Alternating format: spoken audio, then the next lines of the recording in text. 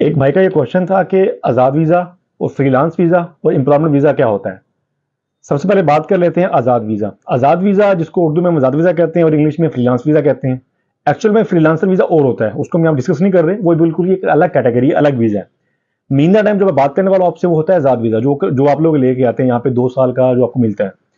Dubai के अंदर, even के पूरे यूएई के अंदर आज़ाद वीज़ा नाम का कोई वीज़ा नहीं है।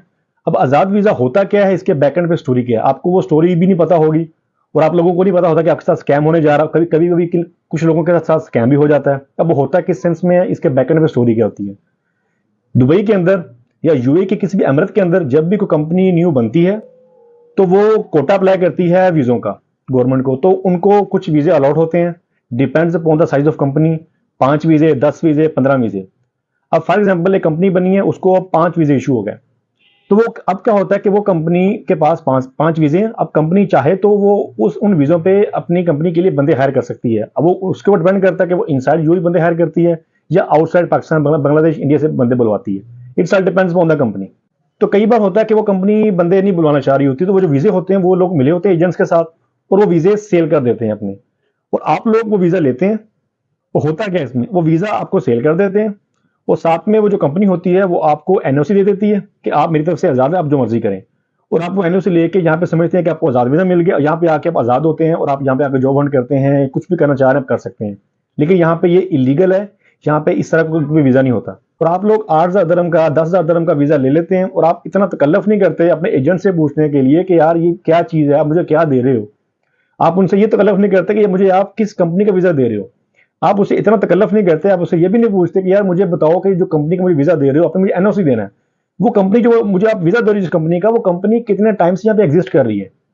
आया कि वो नई कंपनी बनी है या पुरानी कंपनी है, कंपनी की प्रोफाइल क्या है, कंपनी की मार्केट में रिप्यूट क्या है, कंपनी ब्लैकलिस्ट तो नहीं हुई हुई। ये चीज़ें होती हैं बैक एंड पे। आपने तो वीज़ा ले लिया, उसने आपको वीज़ा भी दे दिया, एनओसी भी दे दिया, आप यहाँ पे आ जाते हैं। अब होता क्या है कि यहाँ पे एक तो ये बिजनेस बन गया है। कोई भी यहाँ बंदा होता है जहाँ पे जो वो अपनी एक न्यू कंपनी बनवाता है और अब उसको 4-5 वीजे इशू हो जाते हैं। इनिशियली वो 4-5 वीजे भेज देता है। अब कंपनी में आई थिंक कोई 15,000 दरम तक लगता है राउंड अबाउट, इसके आई एम नॉट श्योर इतने इसके दरम लगते हैं, उसकी कंपनी बन जाती है। अब वो एक वीजा 8 से 10 हज़ार दरम में सेल कर देता है। वो 5 वीजे इसको इशू है, उसके जो 50-60 हज़ार दरम बन गए। अब उसके तो पैसे निकल आए और आपने वो वीजा ले लिया और आपको बिहाइंड दी स्टोरी नहीं पता क्या है। 1 साल के बाद कंपनी की फाइलिंग होती है, सारा कुछ टैक्सेशन वगैरह सारा कुछ देखना होता है, उसकी प्रोफाइल रीचेक होती है। तो उसमें कई बार कंपनी ब्लैकलिस्ट हो जाती है, कई बार कंपनी के ऊपर बैन लग जाता है या कंपनी बंद हो जाती है, लेकिन आपके पास उसका वीजा है और आप स्टक हो जाते हैं।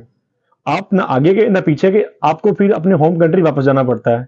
इस तरह के केसेस हुए हैं, ठीक है, और आपके सारे पैसे वेस्ट चले गए। तो इसलिए जब भी आप एजेंट से वीजा लेते हैं तो आप उसे कहें कि मुझे कंपनी का लाइसेंस नंबर दे। लाइसेंस नंबर लें, आप ऑनलाइन जाके चेक करें कि कंपनी कब से यहाँ पे एग्जिस्ट कर रही है। आया कंपनी फ्रेश कंपनी है, उसको 1 साल हुआ है या 1 साल भी नहीं हुआ, या 4-5 साल से कंपनी यहाँ पे एग्जिस्ट कर रही है, उसको सर्च करें, फिर आप पैसे दें। ऐसे ही आप उसको 7-8-10 हज़ार दरम दे के यहाँ पे आ जाएंगे, और जो कि पाकिस्तानी 8-7-8 लाख बनते हैं, वो एक अच्छी खासी अमाउंट है। और आप बस कहते हैं कि मैं आज़ाद हूँ, मैं यहाँ पे कुछ भी कर सकता, लेकिन बिहाइंड की स्टोरी जो होती है वो आप लोगों को पता होना चाहिए। और आजकल तो ये भी ट्रेंड चला हुआ है कि जो फ्रीलांस वीजे होते हैं, जो आपको आपको दे रहे होते हैं एनओसी के साथ, जो कि यहाँ पे इलीगल है, वो आपको इंस्टॉलमेंट पे दे रहे होते हैं कि आप हमें इंस्टॉलमेंट में पैसे दे दें।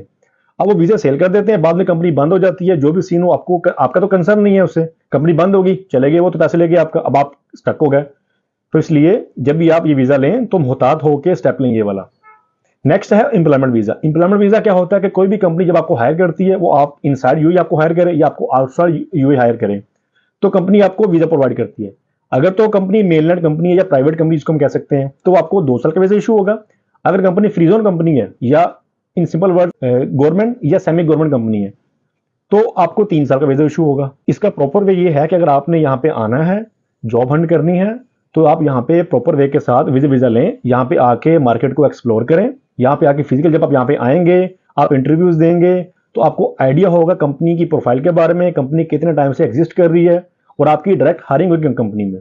तो आपके लिए ये चीज़ बेटर है कि आप खुद यहाँ पे आएँ, यहाँ पे एक्सप्लोर करें, यहाँ पे प्रिपरेशन के साथ आएँ, जॉब हंट करें, तो आपको कंपनी वीजा इशू कर देगी 2 साल का। आपको इतने ज़्यादा पैसे लगाने की क्या ज़रूरत है।